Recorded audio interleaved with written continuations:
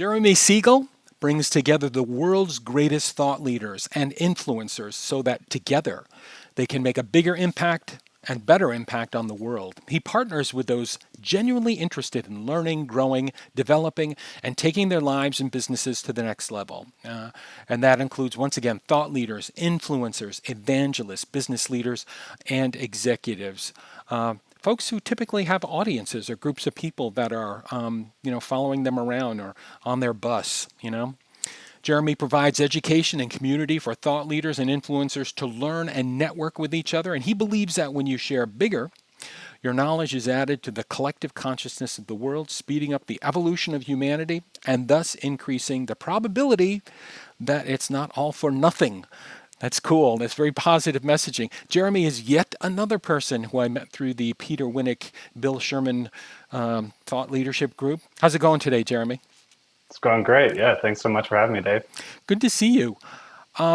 People come to you for advice and for instruction and for coaching and mentoring, particularly in this marketplace of social media presence or thought leadership presence, and how do I come across digitally?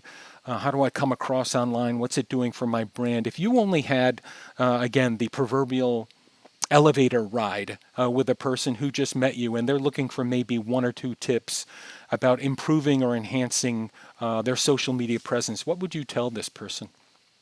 Yeah, sure. First of all, I'd probably pry at them to see where they're at in their journey because that advice would vary. But the biggest thing I think is to focus on your why. So why are you doing it? Why do you want to share? What kind of impact do you want to have? And a lot of times people that have been doing it for a while had a why that they started out with, but maybe that evolved, but they aren't aware of how it evolved. So it's good to revisit that why through the journey. So whether you're starting out or you're already established, I think it's good to sit down and really deep dive into why you're doing it and why you care and why it matters. So that'll be one big one there. A second one would be, depending on where you are in your journey, if you're newer, the hardest part is starting. And that's why the why is needed, because if you have a powerful enough why, then you'll overcome the barriers that it takes to start. And then after you start, the next hardest part is to keep going. And that's, again, why the why is so important, because you need to be able to power through, keep going and keep sharing and keep going down the road that you started. And then if you're already established and already creating, some of the biggest advice that I get from other influencers and that I give is to keep experimenting. So Right. if you're sharing in a certain capacity and you're seeing good results, great. Well, throw some curveballs in there and just experiment, because maybe something will work better. Exactly. And if you're doing this, if you're getting like the same results for a while, something is not right. And so try to experiment. So experimenting is a huge thing that once you are already started and going, then experiment. You can experiment early on too, because nobody's there watching. So you can do that through the whole process. But I think focusing on your why and experimenting, getting started and keep going are sort of the biggest advices. Thank you. So a person hears that bit of advice and they're like, awesome, here I go. Boom. I turn around and I sit at my computer, and what do you recommend? Are they better off pursuing an audio podcast program or a YouTube video channel or a video blog or, a good old text blog? What's your advice there? Yeah. So I've talked to pretty large influencers on all those platforms, and all of them can work. I think what you have to do, one, what you're comfortable with, and then two, where your audience might be. So a good thing you could do is just maybe define your audience and then figure out where they hang out. If they're people that listen to a lot of podcasts, well, you can go the podcast route. If they watch a lot of YouTube videos, you can do that, or blogs. I know for me, when I started my journey for sharing intentionally online, I was very uncomfortable being on camera. So I decided to do an audio-only podcast. And even in my first couple episodes, I re-recorded myself asking every question in post-editing because I was so uncomfortable. I didn't like how I sounded.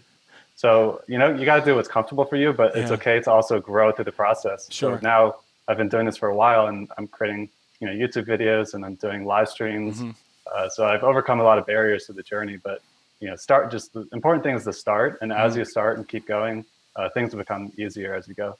I'm not laughing at you. I'm laughing with you because I have, oh boy, when I first got started on podcasting and stuff like that, I was like, I read everything I could about it and I listened to these experts. And the first couple, I was frantic. I was frantic. But I understand exactly everything you're saying. Just to wrap up, the final question, the question I ask everybody, Jeremy, is, what lessons have we learned in this moment of high flux, whether it's COVID or the economic challenges we're all facing? What lessons have we learned that we must not forget? Yeah, I think that you should put a lot of emphasis and effort into community and the building community, and that'll be beneficial in many capacities depending on what you're doing. Like if you're in a career path, then building community with like-minded people in your career will help it. So like if you lose your job, you'll be able to network and get another job right away, or maybe like use that network to help you grow in where you're going. And likewise, if you got a business, if you have a community, you're much more resilient when there's a downturn. So like for one of my businesses, I've got about 200,000 social followers, or a little more than that. And because I have this community there, we weren't really impacted by what happened. Mm-hmm. It's because we had a community to keep pushing stuff to, and they knew who we are and Mm-hmm. things like that. But if we just started the business at that time, Mm-hmm. it'd be a big struggle. Yeah. So I Yeah. think community adds a lot of resiliency to both your business and your personal career. So I would say community. That's fantastic. So I guess I'll see you on Tuesday if you're around.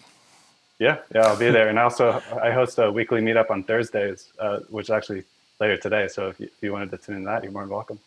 Thank you. And I'll check it out. Have a good one, Jeremy. Thank you. All right, thanks, Dave.